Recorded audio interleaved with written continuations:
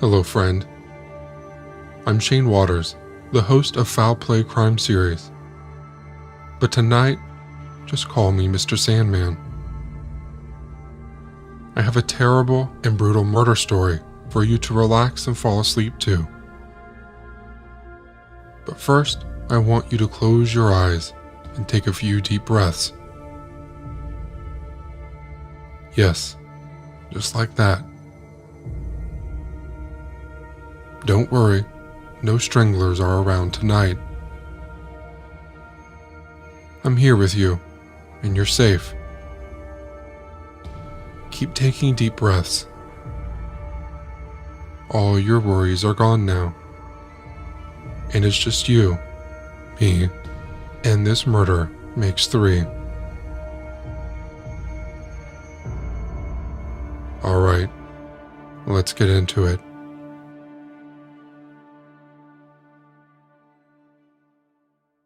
In the afternoon of Friday, September 18th, 4 bodies were found in a home on First Avenue in Farmville, Virginia.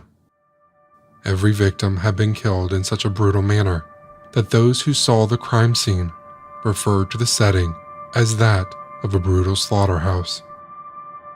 Soon enough, it was noted that something was missing from the home. A visitor, an aspiring horrorcore artist named Richard McCorsky. Richard McCorsky III was born on December 23, 1988, and grew up in Hayward, California, before moving to Castro Valley.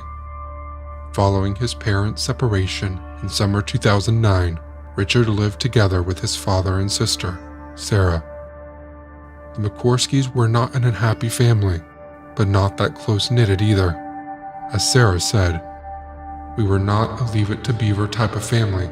We each had our own space and did our own thing." Richard, however, had a little hard time finding his place in the world. He was known to be meek and an insecure kid who was constantly bullied for his weight and red hair at school.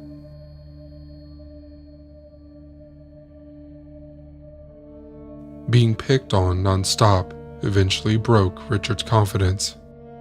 Still, according to his sister, Richard was a mild-mannered and kind-hearted person who never fought back or even said anything unless he was provoked enough. Richard attended 2 different high schools, but in the end, he dropped out permanently. School was just not Richard's place, as Sarah said. "We both fell into the wrong crowd, but high school was just uncomfortable for Sammy. He was just unhappy. He could not do it." Richard, who had very few friends, spent most of his time at home by himself. The internet, and especially the social networking site MySpace, became his escape from reality in addition to making music. Online, Richard built himself a second persona, portraying himself as an aspiring horrorcore rapper, Psycho Sam. Richard would spend hours and hours recording in his room and working on creating a more tough-sounding image for himself.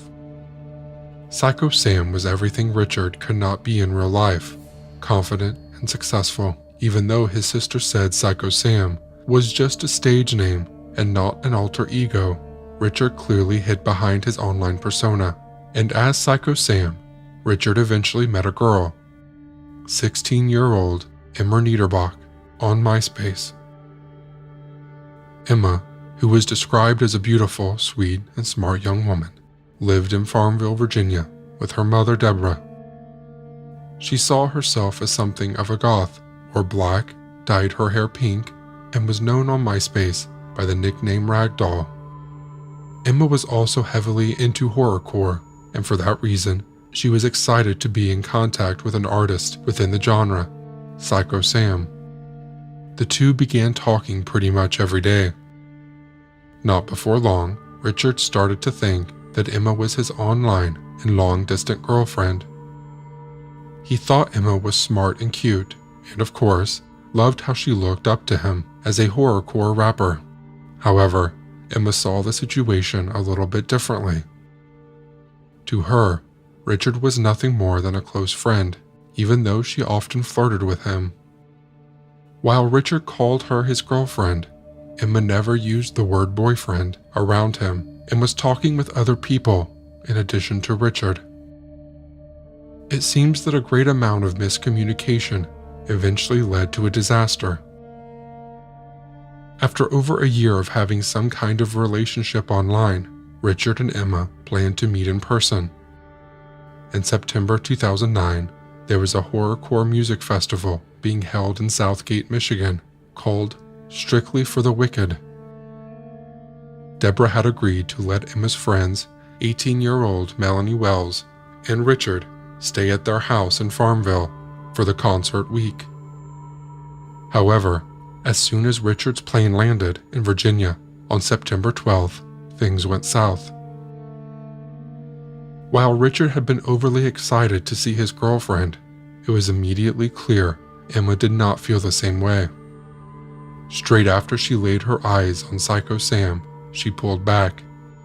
She was not attracted to Richard, who was nothing like his online persona. Compared to his MySpace photos, he looked like a different person. He appeared far younger than 20 years old and was quite short and disappeared within his oversized sweatshirt. On top of that, Richard's personality came across as rather immature, not like his online personality. If Emma ever had feelings towards Richard, all of them now disappeared. Obviously, Richard felt the rejection. Once again, he was not accepted in his life, but this time it hit harder than ever before. Richard had really thought he had something great going on with Emma. Despite the not-so-good start, Debra drove the two teenage girls and Richard to the concert in Michigan, which takes around 10 hours with no stops. You can only imagine how awkward the drive must have been, but it was nothing compared to what happened at the festival. While Richard had hoped that once they arrived at Strictly for the Wicked, things would have taken a turn for the better, as he and Emma would both be in their element, and the music would help set the vibe. However, that is not what happened. Instead, Emma openly flirted with other guys and artists at the festival, acting like Richard was not present. When the trio returned to Emma's house the next day, Richard felt horrible. His flight home would not depart for several days, so he was stuck in the home of a girl who did not want to have anything to do with him. Every passing minute, the anger inside Richard grew stronger and stronger until it exploded. At 2:43 a.m. on Monday, September 14th, Melanie posted on her MySpace page, "SFTW was fucking amazing. Back in Virginia now. Be back in West Virginia on Wednesday. I miss everyone." After that, she went quiet.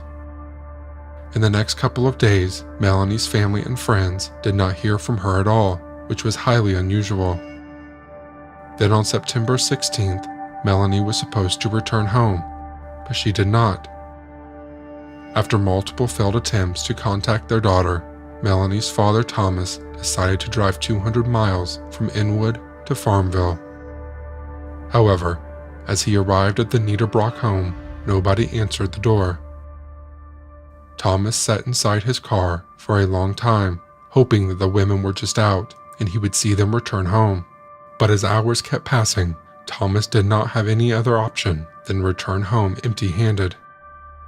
Upon his return, Melanie's mother, Kathleen, began calling Emma's house. She called and called and called, but nobody answered. Kathleen then came across the phone number of Andre Smith, the owner of Serial Killin' Records that organized the Strictly for the Wicked festival. She decided to give him a call, and Andreas did answer, but he could only tell he had seen Melanie, Emma, and Richard at the festival. What they had done afterward, Andreas did not know.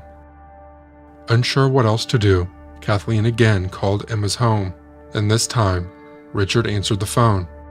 But as he failed to give her a straight answer where her daughter was, Kathleen knew something was not right, and so she contacted Virginia State Police, who agreed to go to the Niederbrock home at 505 First Avenue on September 17th to do a welfare check. At the house, they were greeted by Richard Mikrowski. Apparently, Richard told the officers that Emma, Melanie, and Debra were at the movies. For reasons unknown, the police did not question him more than that, which is strange, assuming that Kathleen had told them how serious the situation was. Frustrated that the welfare check had turned up nothing, Kathleen called Emma's father Mark, who lived close by, and asked him to go to the house to check on the girls.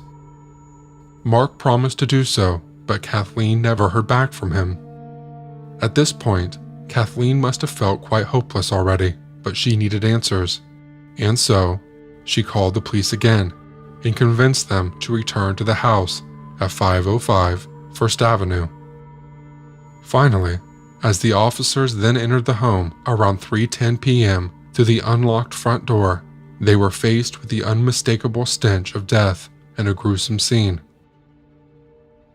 Emma, Melanie, Debra, and Mark had all been bludgeoned to death. The scene was described by police as being so horrifying they were not willing to give any further details.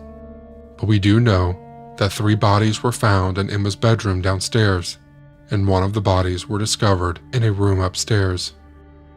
After going through the home and checking the social media accounts of the victims, it did not take the investigators long to figure out that Richard Mikrowski had been the one present at home during the welfare check. So where was he now? Richard was on the run. He had stolen Mark's car earlier that day, but got it stuck in a ditch at the end of the driveway. A tow truck and a deputy had shown up, and Richard was given a ticket for driving without a license, but as the 4 bodies had not yet been found, and nobody knew he was a murder suspect, Richard was then let go. Next, he caught a cab to Richmond International Airport, where he planned to spend the night before catching a flight back to California. However, Richard never made it to the plane, as the police were able to trace his movements and located him on the morning of September 19th at the airport, sleeping in the baggage claim. Reportedly, as Richard was led away by the officers, he said to a reporter who asked him why he had done what he did, he said, "Jesus made me do it." On October 19th, 2009, Richard was charged with 6 counts of capital murder, 1 for each of his 4 victims, as well as capital murder for murdering multiple people within 3 years. As the evidence against him was overwhelming, Richard's defense attorney told him straight away to take a plea deal to avoid a trial, and with that, the death penalty. And so he did. On September 20th, 2010, Richard Mikrowski pleaded guilty to 2 counts of capital murder and 2 counts of first-degree murder. He was given 4 life sentences and is serving his sentence at Wallen Ridge State Prison in Big Stone Gap, Virginia. While Richard has never really given an explanation for his actions and was just smirking as he exited the courtroom, attorney Jim Ennis speculated what might have happened, saying, "I think he had a certain expectation of the relationship with Emma Niederbrock. What was it going to be like after a year on the computer? And it did not turn out to be what he imagined it was going to be like." It definitely seems like a fragile mind had gotten one last hit and fell apart. According to his lawyer, Richard had been drinking and smoking marijuana at the time of the murders and felt enraged due to Emma's rejection. At some point in the early hours of September 15th, that anger had boiled over, and Richard had killed Melanie, Emma, and Debra while they slept in their beds with a ball-peen hammer. He had then sat in the house with 3 dead bodies through the welfare check and until Mark came up to the house and killed him too. After Richard's arrest and his music career became public, some have attempted to blame horrorcore and juggalo subcultures that idolizes violence and song lyrics for the brutal murders to make sense of such horrifying crime. But the truth is, violent music does not make a person violent. The blame lay only on the shoulders of Richard Mikrowski and no one else. Good night.